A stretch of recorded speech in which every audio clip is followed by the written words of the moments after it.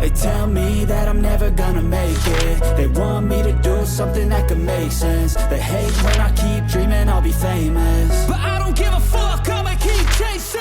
I got all this potential that's deep inside of me, but they hate when you're successful cause they try to be. They sit there being judgmental because you're trying things, and they just want you to settle and do the right thing. So get a good job, don't slack off. Wake up every morning, make a good impression on your boss. Don't